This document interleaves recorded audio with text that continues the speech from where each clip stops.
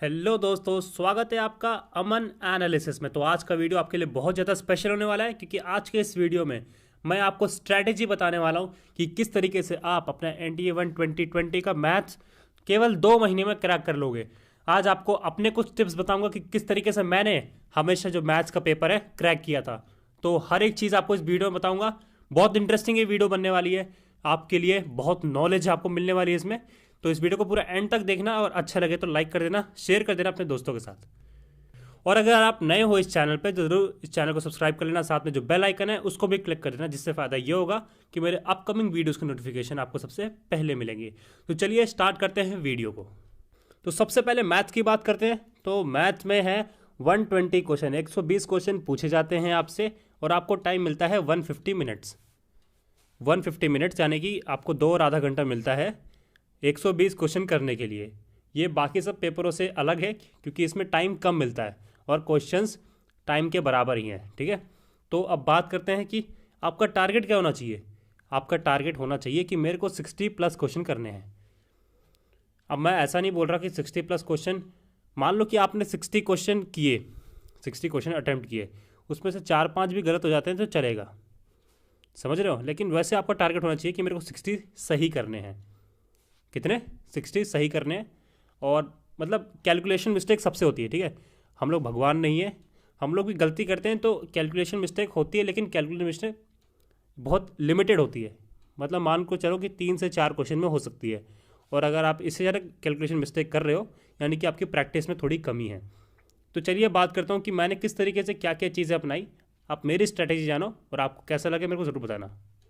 सबसे पहले मैं बता दूं कि मैंने ना हमेशा कंसेप्ट पे बिलीव किया है।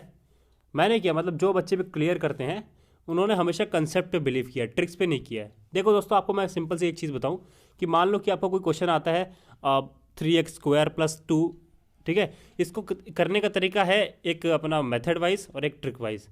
तो मान लो कि आपका कुछ ट्रिक आपने लगाया और उसका उस क्वेश्चन के लिए आंसर आ गया, लेकिन क्या पता कुछ क्वेश्चन बहुत चेंज है कि 3 की log e⁻x कुछ ऐसे आ गया क्वेश्चन। तो क्वेश्चन उसी तरीके से होगा, लेकिन आप समझ नहीं पाओगे फिर।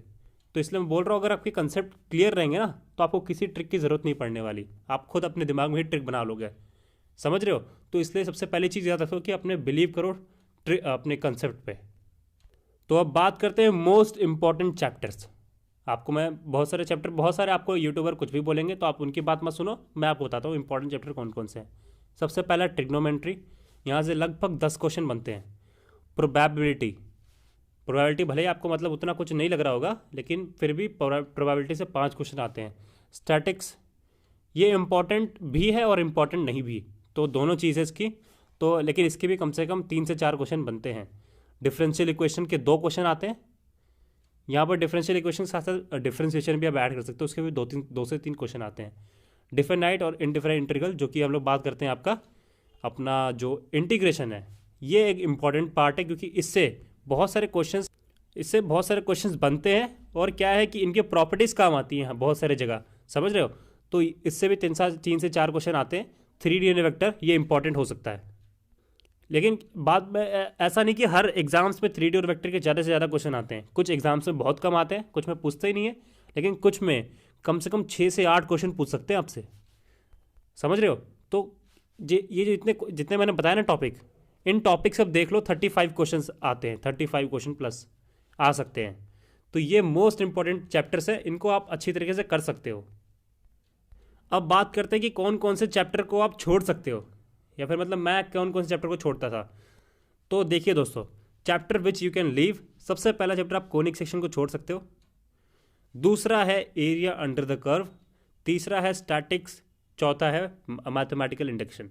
अब आप सोचोगे कि मैंने स्टैटिक्स लिखा है, मैंने इंपॉर्टेंट में भी स्टैटिक्स को डाला है और इस पर भी डाला है, क्योंकि दोस्तों देखा है ना कि वहाँ पर टाइम इंपॉर्टेंट है। स्टैटिक्स आप करने बैठ जाओगे तो आपका कम से कम 10 मिनट लग जाता है क्वेश्चन करने में स्टैटिक्स के। तो इसलिए मैं हमेशा स्टैटिक्स को छोड़ता था, और आपसे भी मतलब बोलूँगा कि आप स्टैटिक्स की जो प्रॉपर्टीज़ है ना वो पढ़ लो अच्छी तरीके से। मतलब कि प्रॉपर्टीज़ होते हैं ना, उसको आप अच्छी तरीके से कर लो।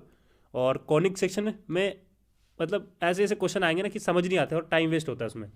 एरिया अंडर द कर्व आपको पता ही है, अगर हो तो बहुत सिंपली पूछा जा सकता है, और ना पूछना चाहे तो मतलब आपको हार्ड भी आ सकता है। और मैथमेटिकल इंडक्शन से उतना कोई क्वेश्चन आता नहीं है, आपको पता ही है। मतलब डायरेक्ट उसमें तो सिंपल क्वेश्चन ही पूछेंगे या फिर पूछते ही नहीं क्वेश्चन। तो इन सब टॉपिक को छोड़ सकते हो, कम से कम 7 क्वेश्चन आप छोड़ सकते हो।